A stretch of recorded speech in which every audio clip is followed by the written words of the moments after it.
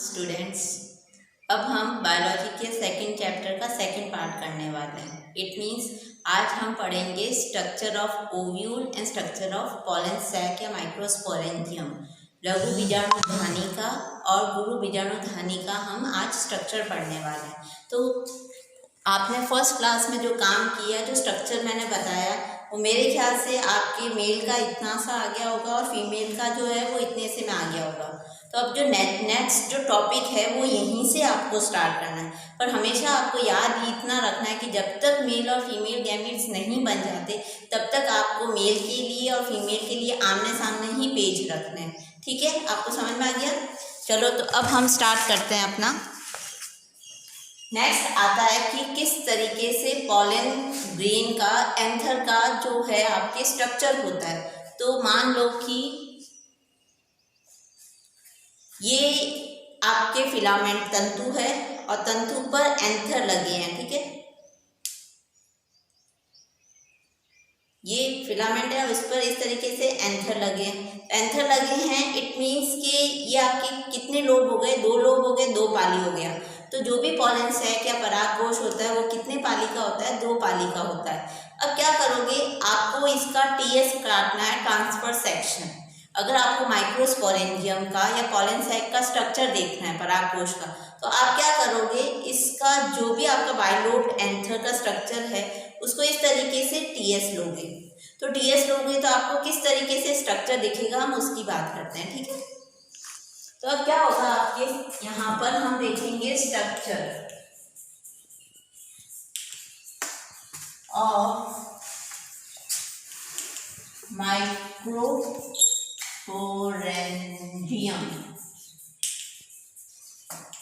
Pollen sac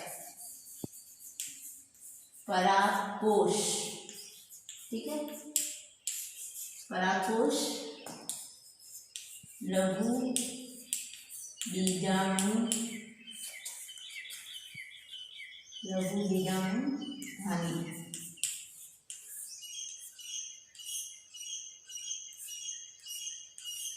अब लघु बीजाणुधानी मैंने आपको कहा टीएस काटना है। टीएस काटोगे तो 2 पाली होने चाहिए। बाइलोब स्ट्रक्चर है। अब बाइलोब स्ट्रक्चर के अंदर खुद जो वो एक लोब स्ट्रक्चर होता है वो खुद भी 2 में चैम्बर में डिवाइड होता है। तो उसके खुद के भी क्या होते हैं? 2 चैम्बर होते हैं। ये जो स्ट्रक्चर बना रही हूँ ये उस समय का है जब आपके पॉलन ग्रेन्स जो हैं वो मैच्योर नहीं हुए, परागकण अभी तक परिपक्व नहीं हुए। क्योंकि परिपक्व हो गए तब तो वो उस फ्लावर से निकलकर बाहर आ जाएंगे, उनका स्फुटन हो जाएगा। जब तक नहीं होगा तब तक ये एकदम पैक्ड स्ट्रक्चर रहता है और उस समय हम इसका पूरा स्ट्रक्चर देख सकते हैं। तो ये जो चीज़ बना रही हूँ ये टीएस ऑफ माइक्रोस्पोरेंजियम है। ठीक है, टीएस, और ये इम्पॉर्टेंट है, क्वेश्चन आ सकता है कि what is the structure of a microsporangium, explain it.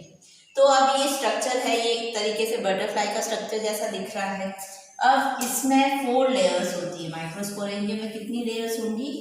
4 layers होती हैं, 4 भित्तियाँ होती है।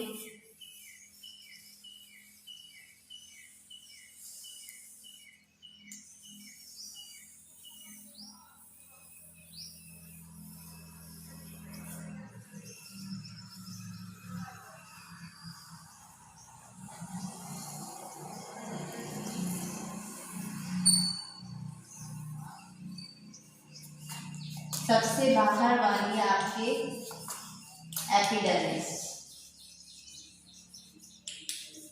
फिर नेक्स्ट आता है आपके एंडोथीशियम, फिर आता है ये यहाँ बीच में मिडल लेयर्स,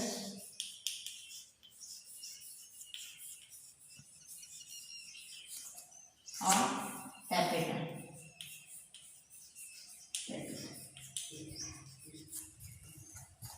उसी तरीके से यहाँ पर भी आपको इनर मोस्ट लेयर, सबसे अंदर वाली लेयर टैपेटम देखने को मिलेगी। दोनों लोब्स के अंदर 2-2 होते हैं। इसका मतलब कि माइक्रोस्पोरेंजियम के कितने होंगे? 4।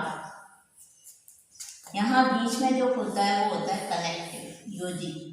दो को जोड़कर रखने वाला, नीचे तो तंतु फिलामेंट होता था, ऊपर एंथर जुड़े हुए रहते थे, उसको जोड़ने वाले हिस्से को हम क्या कहते थे? कनेक्टिव योजी।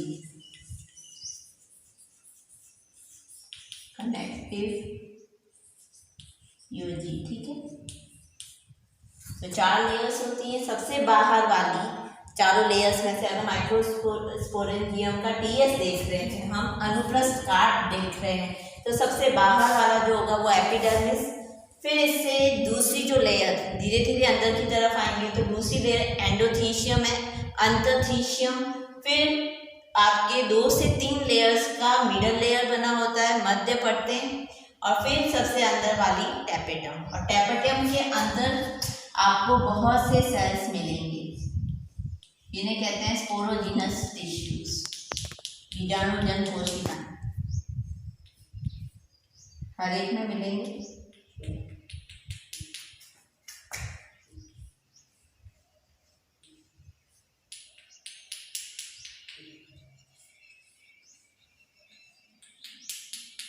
ठीक है, तो स्पोरोजिनस टिश्यू जो है हर जगह मिलेंगे, स्पोरोजिनस टिश्यू।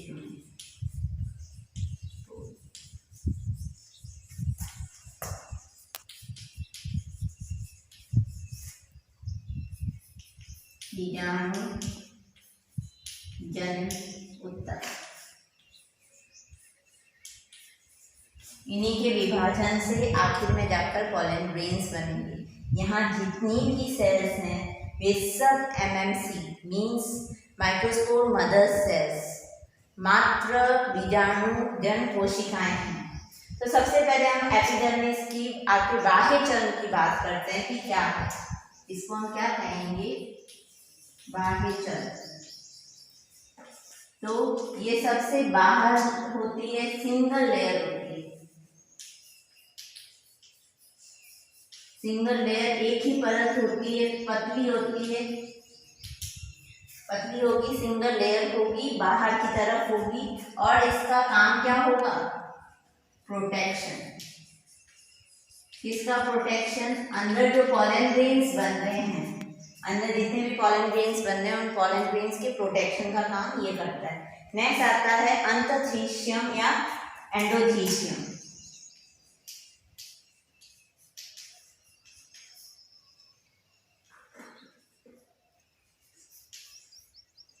अंतरथीशियम, अब अंतरथीशियम का क्या काम होगा? पहली बात तो है ये भी सिंगल लेयर है, एक ही लेयर होगी, पर ये थिक होगी, मोटी होगी, और मोटी भी पूरी जगह बराबर नहीं होगी। ऐसा नहीं है कि पूरी सेल्स बराबर मोटी है, कि किस तरीके से मोटी होती है, ये अंदर की साइड से मोटी होगी। मान लो ये सारी सेल्स हैं, ये यहाँ पर, ठीक है, ये सारी सेल्स हैं। इन सेल्स में क्या होगा कि बाहर वाली तो ये पतली होगी, बट ये वाली चीज जो है ये इस तरीके से मोटी होगी। मतलब अब हम इसकी थिकनिंग या इसकी स्थूलन कह सकते हैं। वो स्थूलन जो है यू शेप का है, आपको दिख रहा है ये मोटी लेयर, तो यहाँ पर थिक है, और थिक जो है यहाँ थिकनिंग मिल रही है, स्थूलन मिल रहा है, ठीक है, स्थूलित है। किससे स्थूलित है? अल्फा सेलुलोज से। ये थिकनिंग किसकी है? अल्फा सेलुलोज की थिकनिंग है, और ये किस शेप में रहती है? यू शेप की थिकनिंग है। अब जो भी इसमें स्थूलन मिल रहा है वो यू आकार का है, जो कि ये यहाँ पर मिल रहा है। अब ये स्थूलन काम क्या करेगा? ये हाइड्रोस्कोपिक है, आर्द्रताग्राही, मतलब जैसे ही इसको पानी मिलेगा ये, या पानी नहीं मिलेगा उस समय तो सिकुड़ जाएगी, और पानी मिलेगा तो फूल जाएगी। तो जैसे ही पॉलन ग्रेन्स जो हैं मैच्योर होंगे, तो उस समय हाइड्रोस्कोपिक नेचर की होने की वजह से ये कॉन्ट्रैक्ट होगी। पानी नहीं मिलेगा तो क्या हो जाएगी? सिकुड़ोगे, आपस में सारी सिकुड़ रही है, यहाँ पर भी सिकुड़ जाएगी, यहाँ पर भी, तो ये इस तरीके से टूट जाता है। टूट गया, टूटने की वजह से यहाँ से पॉलन ग्रेन्स बाहर निकल जाते हैं। तो एक तरीके से परागकोश के स्फुटन में, डिहाइसेंस ऑफ एंथर में कौन मदद करता है? एंडोथीशियम। तो ये इसका काम क्या हो गया? डिहाइसेंस ऑफ एंथर, ठीक है, पराग कोश के स्फुटन में मदद करती है। क्यों करती है? क्योंकि ये कैसी है आपके हाइड्रोस्कोपिक, आर्द्रताग्राही है।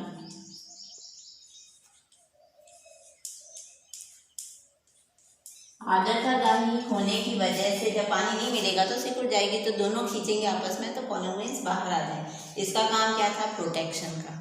इसका काम क्या? ये भी सिंगल है, ये भी, ये पतली थी, ये मोटी थी। मोटी किस वजह से? क्योंकि यू आकार का इसमें स्टूलन मिल रहा है, और वो किसका मिल रहा है? अल्फा सेलुलोज का। इसका काम क्या है? एंथर के स्फुटन में, डिहाइसेंस ऑफ एंथर, ये चीज याद रखना। अब हमारा नेक्स्ट आता है मिडल लेयर। ये सब सिंगल सिंगल लेयर थी। मिडल लेयर्स जो हैं वो आपके कम से कम 2 से 3 लेयर्स हैं, और ये शॉर्ट टाइम के लिए है, शॉर्ट पीरियड, कुछ समय के लिए रहती है। जब इनका डिहाइसेंस होता है, स्फुटन होता है, तो उस समय यहाँ के बीच की जितनी भी परतें हैं वो गायब हो जाती है, नष्ट हो जाएंगी, डीजनरेट हो जाएंगी। तो मिडल लेयर्स जो हैं 2 से 3 लेयर की होती है, शॉर्ट पीरियड के लिए होती है, डिहाइसेंस हो रहा है उस समय नष्ट हो जाएंगी। नेक्स्ट सबसे इम्पोर्टेंट, और इसमें अलग से 1 नंबर का क्वेश्चन बनने के चांसेस हैं टैपेटम, कि क्या करता है, काम क्या है, अगर नहीं हो या काम नहीं कर रहा हो तो क्या फर्क पड़ता है। तो टैपेटम के फंक्शंस हैं और ये इंपॉर्टेंट है, ये थोड़ा पढ़ना आपको, ठीक है। अभी बाकी चीज़ें मैं हटा रही हूँ। हमने एपिडर्मिस पढ़ रखा है, एंडोथीलियम पढ़ लिया, मिडल लेयर भी पढ़ लिया।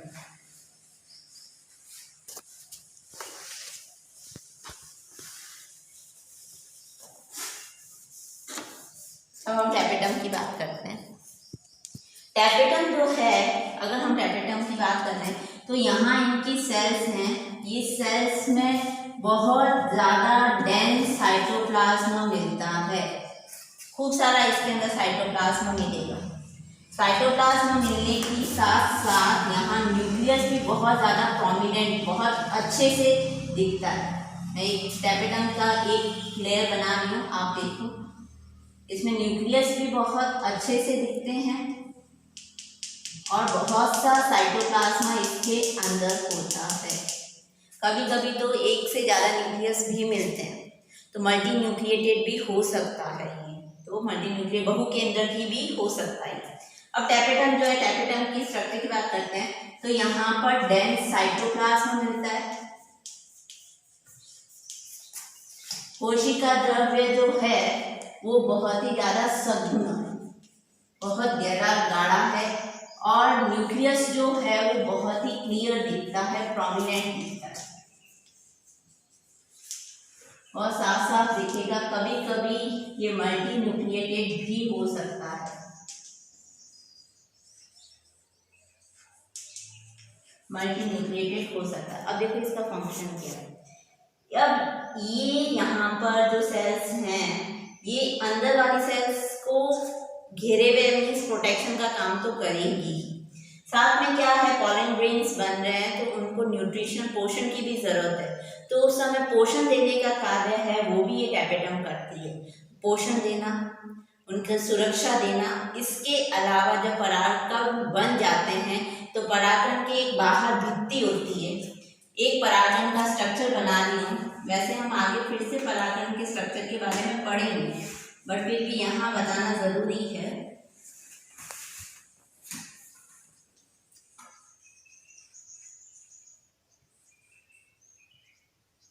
ये परागकण है जिसमें 2 भित्तियाँ मिल रही है आपको, एक ये अंतःचोल और ये बाह्यचोल।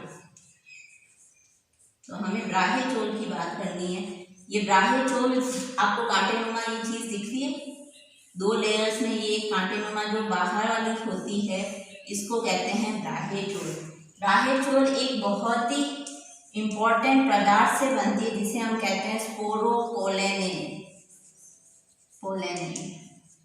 ये चीज़ है कि जैसे जैसे जो भी पैलियोबॉटनिस्ट होते हैं वो खोज करते हैं, उनको पॉलन ग्रेन्स मिलते हैं, तो कभी कभी तो कई हजार साल पड़े पड़े पॉलन ग्रेन्स वो नष्ट नहीं हो रहे हैं और उनके फॉसिल्स, उनके जीवाश्म उनको देखने को मिल रहे हैं। कैसे पॉसिबल है कि इतने सालों में देखो कितना टेम्परेचर चेंज होता है, कितने मिट्टी के अंदर आप देख सकते हो कि छोटे छोटे जीवाणु वगैरह मिलते हैं, तो ये इसको नष्ट कर देने चाहिए। तो ये कैसे प्रोटेक्टेड रहता है, क्यों नहीं ये नष्ट हो गया, इसके फॉसिल्स कैसे मिल सकते हैं? तो मिलने का कारण है स्पोरोपोलेनिन। स्पोरोपोलेनिन एक ऐसा पदार्थ है जो आपके फिजिकली बायोलॉजिकली प्रिवेंट करता है किसी भी अटैक से, तो इसको बचाए रखेगा। तो ये पदार्थ जो है ना, उसका श्रावण भी कौन करता है? टैपेटम। तो अब देखो टैपेटम के कितने फंक्शन हो गए। प्रोटेक्शन, परागकोश को जितने भी परागकण बन रहे हैं उनको नरिशमेंट देना, पोषण देना, और साथ में स्पोरोपोलेनिन, बाह्य चोल में स्पोरोपोलेनिन पदार्थ का बनाना। तो टैपेटम का स्ट्रक्चर हमने देख लिया, अब इसके फंक्शंस की बात करते हैं। तो फंक्शंस में क्या आ जाएगा? प्रोटेक्शन तो है ही है, सारी लेयर्स, अगर कहीं पर भी कोई लेयर्स हैं, परतें हैं, तो वो प्रोटेक्शन तो करेंगी ही। इसके अलावा बहुत इंपॉर्टेंट जो है वो न्यूट्रिशन की बात, न्यूट्रिशन देता है। न्यूट्रिशन, अब मान लो कि टैपेटम को हमने नष्ट कर दिया है या था ही नहीं कुछ किसी भी वजह से, तो उस समय जितने भी आपके परागकण बन रहे हैं या तो वो आपके स्टेराइल होंगे, बंध्य होंगे, वो वहाँ फ्लावर में जाकर निषेचित कर ही नहीं पाएंगे। तो पोषण नहीं होगा या टैपेटम हटा दो, तो अगर क्वेश्चन बाई चांस घुमाकर पूछ लें, if the tapetum is removed from the microsporangium then what will happen, then what will be the answer? That जो भी परागकण बन रहे हैं, जो pollen grains are forming, they will be sterile, बंध्य, they will be not able to fertilize the egg of the ovule, ovule के अंदर जो भी एग है उसको निषेचित नहीं कर पाएंगे। तो पोषण दे रहा है, और अगर पोषण नहीं दे, इफ नॉट प्रोवाइड, अगर नहीं देता है तो क्या हो जाएगा? आपके जितने भी pollen grains बनेंगे, pollen grains will be sterile, बंध्य होंगे, बंध्य। ठीक है। तीसरा फंक्शन है formation of enzyme of pollen grain। pollen grain की एंजाइम बाह्य चोल बनाने में मदद करते हैं, बाह्य चोल बनाने में मदद करते हैं। और ये बाह्य चोल किससे बना है? स्पोरोपोलेनिन से, पोलेनिन। पहली बात तो है टैपेटम खुद ही बहुत इंपॉर्टेंट है, ठीक है। इस लेयर में टैपेटम में घुमा फिरा कर भी पूछे कि भाई न्यूट्रिशन दे रहा है, अगर ये टैपेटम हटा दें तो क्या होगा? ये बंध्य हो जाएगा। फिर इसके अंदर स्पोरोपोलेनिन क्या है, स्पोरोपोलेनिन का क्या फंक्शन है? तो स्पोरोपोलेनिन जो है कहाँ से आ रहा है? टैपेटम से आ रहा है। स्पोरोपोलेनिन जो है वो pollen grain की बाहर की एंजाइम बाह्य चोल बना हुआ है, और ये स्पोरोपोलेनिन चाहे फिजिकल या बायोलॉजिकल, फिजिकल और बायोलॉजिकल, ना तो किसी बैक्टीरिया से, ना किसी प्रेशर टेम्परेचर, किसी से भी ये नष्ट नहीं होता है, नॉट डिग्रेड, किसी से भी डिग्रेड नहीं होगा। तो स्पोरोपोलेनिन देखो कितना हार्ड सब्सटेंस है, तो ये चीज़ इंपॉर्टेंट है। आपको समझ में आ गई? अब टैपेटम जो है वो दो तरीके की है, वो आपको पढ़ना है कि टैपेटम और कैसे कैसे होती है। तो यहीं पर मैं आपको बता रही हूँ।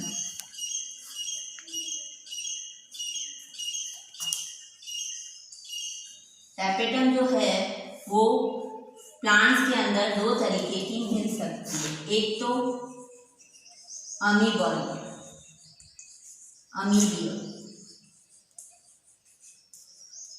अमीबियल जिसे हम पेरीप्लाज्मोडियल भी कहते हैं, दो नाम है। तो दूसरी जो है वो सिक्रेटरी या फिर ग्लैंडुलर, इसके भी दो नाम है, सिक्रेटरी या ग्लैंडुलर। स्ट्राबी,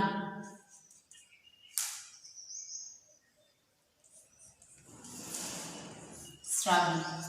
ठीक है, तो दो तरीके की टैपेटम मिलती है, एक अमीबिया और एक स्ट्राबी। नाम से ही इंडिकेट कर दिए, अमीबिया मतलब अमीबा की तरह गति करने वाली।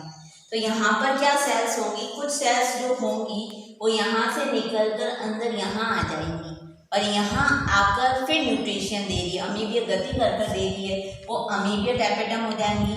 और जो सिक्रेटरी या ग्लैंडुलर है स्ट्राबी, मतलब वो जाएगी कहीं नहीं, वो यहीं रहेगी, बट इनका प्रोटोप्लाज्मा जो है वो बाहर निकलकर यहाँ अंदर आ जाएगा। इन सेल्स ये टूट जाएंगी और यहाँ टूट कर इनका प्रोटोप्लाज्मा यहाँ अंदर आ जाएगा, कोशिका तंत्र में साइटोप्लाज्मा जो है वो अंदर आ जाएगा और पोषण देगा परागकणों को। तो इस तरीके से आपके कार्य के ऊपर, आपके फंक्शन के बेसिस पर टैपेटम है वो दो तरीके की होती है। ज़्यादातर सभी प्लांट्स में सिक्रेटरी मिलती है स्ट्राबी वाली, ऐसे नहीं है सेल्स बाहर आ गई और वो दे रही है, ज़्यादातर जितनी भी है वो सेल्स टूट कर साइटोप्लाज्म में बाहर देती हैं, जिनसे कि पॉलन ग्रेन्स को न्यूट्रिशन मिलता है। अब नेक्स्ट और लास्ट जो बात करनी है हमें, वो बात करनी है स्पोरोजेनिस की। स्पोरोजेनिस टिश्यू या बीजाणुजनक ऊतक। तो सबसे अंदर यहाँ पर माइक्रोस्पोरेंजियम में क्या होते हैं आपके स्पोरोजेनस ऊतक। अब ये स्पोरोजेनस ऊतक में मैं ये हटा रही हूँ, टैपेटम रियली इंपॉर्टेंट है, आपको इसको ध्यान से पढ़ना है।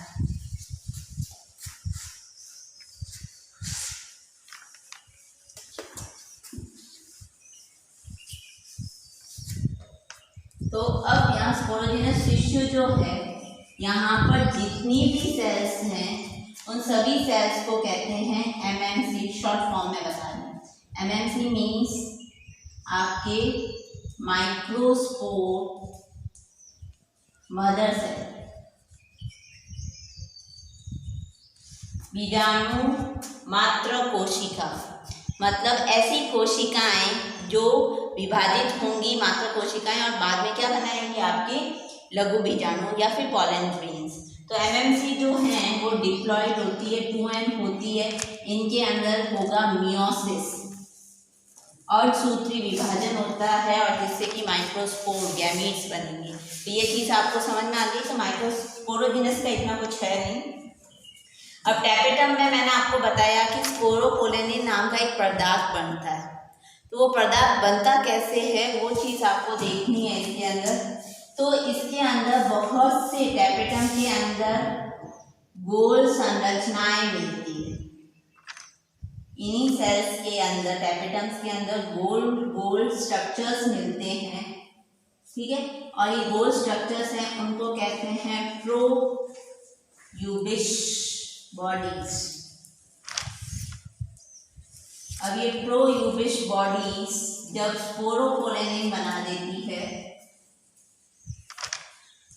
स्पोरोपोलेनिन बनाएगी, तब इन्हें कहेंगे यूबिश बॉडीज।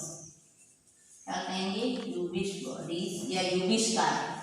नाम इंग्लिश और हिंदी में यही रहेगा, प्रोयूबिशकाय और यूबिशकाय। तो यूबिशकाय बॉडीज बनाएंगी, वो कब बनेगी? जब स्पोरोपोलेनिन बन जाएगा इनके अंदर, ठीक है। तो ये टैपेटम के बारे में हो गए। तो ये पूरा स्ट्रक्चर जो है वो किसका है? TS of microsporangium. क्वेश्चन बन सकता है, इम्पॉर्टेंट है। तो हमने स्ट्रक्चर मेल का देख लिया, उसी तरीके से अब हमें किसका स्ट्रक्चर देखना है? फीमेल का स्ट्रक्चर। और फीमेल के स्ट्रक्चर में अब आप किसका स्ट्रक्चर देखोगे? ओव्यूल का स्ट्रक्चर।